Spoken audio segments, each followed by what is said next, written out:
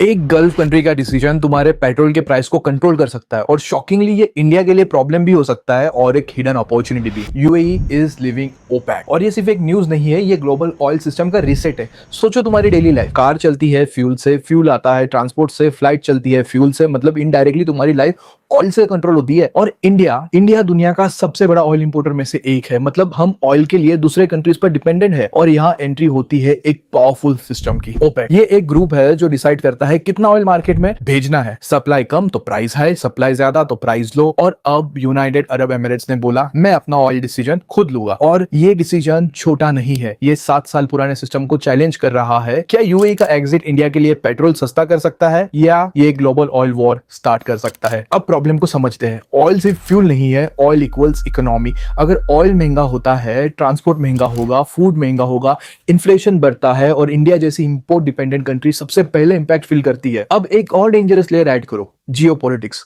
Middle east already unstable है। Straight of Hormuz जहां से लगभग 20% वर्ल्ड ऑयल पास होता है, अब डिस्टर्ब हो चुका है। और इसी केओस के बीच यूएई बोल रहा है मैं ओपेक रूल्स फॉलो नहीं करूंगा। मतलब ऑयल मार्केट का कंट्रोल सिस्टम वीक हो रहा है और जब कंट्रोल वीक होता है तो मार्केट या तो क्रैश करता है या एक्सप्लोड करता है। आगे तुम देखोगे कैसे यूएई का एक पोर्ट इंडिया के लिए हिडन एडवांटेज बन सकता है। चलो सिंपल एग्जांपल में समझाता हूं। इमेजिन करो कि एक सोसाइटी है जहां सब लैंडलॉर्ड्स मिलकर रेंट डिसाइड करते हैं।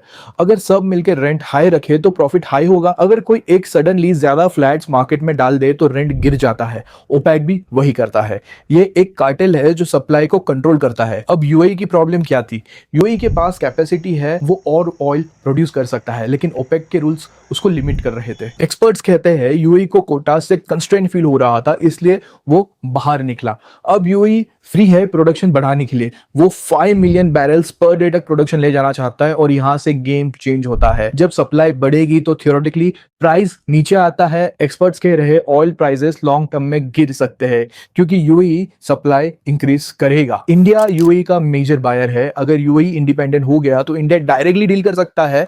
Better pricing, flexible contracts, long term agreements और एक हिडन एडवांटेज, रूपी ट्रेड। अगर इंडिया डॉलर के बिना ऑयल ट्रेड करता है तो इंडिया का फॉरेक्स प्रेशर कम होता है। लेकिन रुकिए, ये स्टोरी इतनी सिंपल नहीं है। एक बड़ा इशू है transport. Strait of Hormuz almost choke हो चुका है और टैंकर मूवमेंट ड्रास्टिकली गिर गई है। ऑयल तो प्रोड्यूस कर सकता है पर एक्सपोर्ट नहीं कर पाएगा, इसलिए शॉर्ट टर्म इंपैक्ट लिमिटेड है, लॉन्ग टर्म पावरफुल। और यहाँ एंट्री होती है यूएई के सीक्रेट वेपन की, फुजेरा पोर्ट। ये पोर्ट स्ट्रेट को बाईपास करता है, मतलब यूएई डायरेक्ट ऑयल एक्सपोर्ट कर सकता है विदाउट चोक पॉइंट। और इंडिया के लिए ये एक स्ट्रेटेजिक गोल्ड माइन बन सकता है। चलो क्विक रिकैप करते हैं। यूएई ओपेक से निकला क्योंकि उसको प्रोडक्शन फ्रीडम चाहिए थी।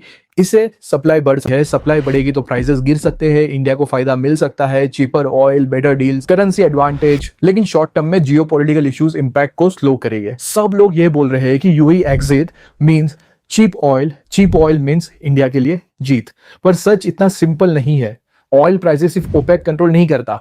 आज की दुनिया में 3 चीजें ज्यादा पावरफुल है। नंबर 1 पे आता है वॉर, दूसरे पे आती है सप्लाई चेन और तीसरे पे आता है ग्लोबल डिमांड।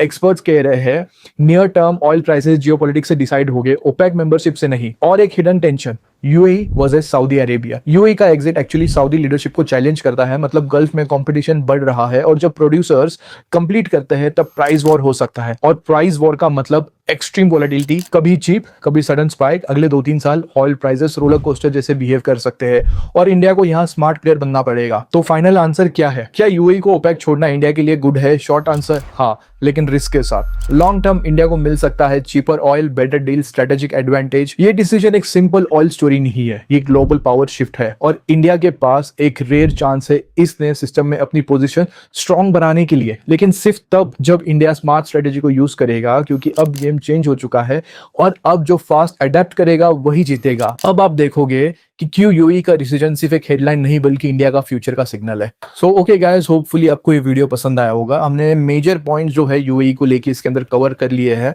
तो आपको एक बेसिक अंडरस्टैंडिंग आ जाती है। मैं कोशिश करता हूँ कि कम से कम वक्त में आपको ज्यादा से ज्यादा इन्फॉर्मेशन दे दूं और ताकि आप जो है 20 या 25 मिनट के वीडियोस में एक 5 से 6 मिनट के अंदर पूरी स्टोरी समझ सको। और हाँ, अगर आपको ये वीडियो अच्छा लगता है तो चैनल को लाइक, सब्सक्राइब, कमेंट करना मत भूलिएगा और उन लोगों के साथ भी शेयर कीजिए जिनको इस चैनल के बारे में नहीं पता। मिलता है अगली वीडियो में।